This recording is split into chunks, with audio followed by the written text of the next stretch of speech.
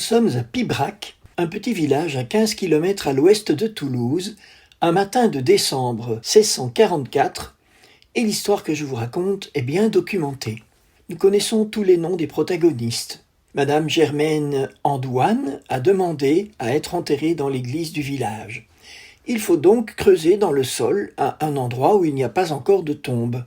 Le fossoyeur, Guillaume Cassé, aidé de Gaillard Baron, délimite une zone et se met à creuser. À peine ont-ils commencé qu'ils découvrent un corps. C'est celui d'une jeune fille. Il est parfaitement intact, sauf qu'il y a une blessure sur le nez causée par le coup de pioche qui l'a mise à découvert. La chair a l'air vivante. La tête de la jeune fille est couronnée d'une guirlande de fleurs. Ce sont des œillets des champs mêlés d'épis de seigle, gonflés et bien dorés, ce qui permet de situer la mort au cours du mois de juin. Vous imaginez les mois que cause cette découverte. On appelle les anciens du village de Pibrac. Ils reconnaissent le corps. « C'est Germaine Cousin, affirme-t-il. Elle était manchotte et atteinte de la maladie des écrouelles, une maladie qui affecte les ganglions. » Une analyse plus poussée du corps confirme la parole des vieux. Le cou porte des cicatrices aux ganglions et la main est infirme. Germaine est morte en 1601. Et son corps s'est donc conservé de manière inexpliquée sous terre, sans cercueil, pendant 43 ans. Que faire ? Pensez-vous que les braves gens de Pibrac vont se lancer dans un procès de béatification ? Non, évidemment. Par contre, il est décidé de mettre le corps de Germaine dans un cercueil de plomb et de le déposer dans la sacristie. Là, une nouvelle fois, on oublie Germaine. 17 ans plus tard, personne ne se souvient vraiment, lorsque le 22 septembre 1661, la paroisse de Pibrac reçoit la visite du vicaire général du diocèse de Toulouse, Jean Dufour. Il s'étonne de voir un cercueil, entre guillemets, traîner dans une sacristie. Je pense que tout le monde s'en étonnerait. Il découvre l'histoire. On ouvre le cercueil. Le corps de Germaine est toujours absolument intact. Jean Dufour fait vérifier tous les morts enterrés dans l'église. Aucun n'est intact. Tous sont réduits à des squelettes. Cela achève d'ébranler le vicaire général et finalement un procès de canonisation est ouvert en 1700. Germaine de Pibrac sera canonisée en 1867 par le pape Pie IX. Cette histoire quelque peu rocambolesque montre en tout cas une chose. Dieu a voulu attirer l'attention du monde sur une humble jeune fille inconnue. Il a voulu qu'elle soit canonisée. Il a montré ainsi, une fois de plus, que c'est bien lui qui choisit qui sera saint ou sainte.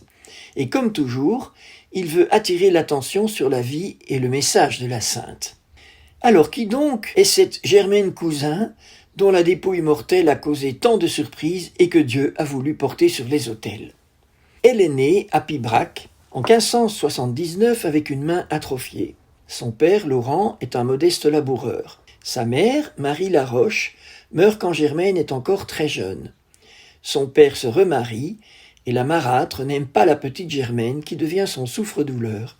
Elle lui fait subir toutes sortes d'humiliations et de maltraitances et la relègue dans un appentis à l'extérieur de la maison. La jeune Germaine, qui est illettrée, demande à son père de pouvoir garder le troupeau de moutons de la famille. Là, dans la solitude, elle est libre de réciter son chapelet et de prier comme elle le désire, tout en filant la laine. Elle demeure toute la journée dans la compagnie de Jésus et de Marie. Elle va à la messe tous les jours. Elle partage avec les pauvres le peu de pain qu'elle reçoit. Pour participer à la messe quotidienne, elle abandonne son troupeau en laissant ses moutons à la garde de sa quenouille qu'elle plante en terre.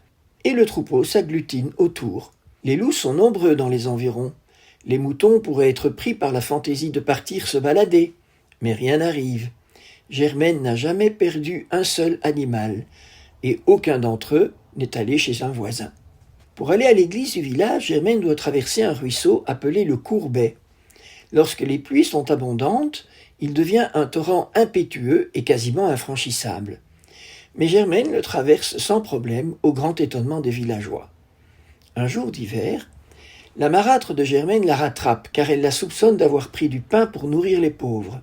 Elle la bat sévèrement et l'oblige à ouvrir son tablier. Ce n'est pas du pain qui tombe par terre, mais des roses, en plein hiver. Le père est scandalisé par l'attitude de sa nouvelle femme à l'égard de Germaine. Il lui interdit désormais de la battre et demande à sa fille de quitter son petit réduit sous l'escalier pour s'installer à nouveau dans le corps du logis. Mais Germaine refuse. C'est dans ce réduit qu'on la découvre morte le 15 juin 1601. Elle est morte à l'âge de 22 ans. Tout pourrait s'arrêter là. Mais Dieu permet que beaucoup de miracles se passent sur la tombe de Germaine, mais on finit tout de même par l'oublier. Lorsque le procès s'ouvre, les gens la redécouvrent et les faveurs miraculeuses se multiplient sur sa tombe. Voici les guérisons qui ont été retenues pour sa béatification et canonisation. Jacquette Catala, une fillette de 8 ans, est guérie de rachitisme. Philippe Luc, un jeune garçon souffrant d'une fistule incurable, est guéri. Il y a aussi la guérison de 2 jeunes filles paralysées, Lucie Noël de Revel et Françoise Huot de Langres. Une multiplication de pain et de farine est aussi attestée en 1845 dans la communauté religieuse du Bon Pasteur à Bourges, miracle qui s'est répété par 2 fois. Depuis 4 siècles, la petite bergère de Pibrac, orpheline, malade, pauvre, maltraitée par ses proches, montre la puissance de son intercession auprès de Dieu. Elle est la patronne des faibles, des malades et de tous ceux qui souffrent et dont la vie est difficile. Notez un dernier détail qui me navre particulièrement. En 1793, les révolutionnaires s'en sont pris au corps intact de Germaine de Pibrac, qui attirait tant et tant de pèlerins. Ils l'ont jeté dans une fosse remplie de chaux. Ses restes ont été récupérés après la terreur par les habitants du village, et les miracles ont repris de plus belle. Heureusement que les habitants du ciel ne sont pas rancuniers avec ceux qui s'en prennent à eux sur la terre.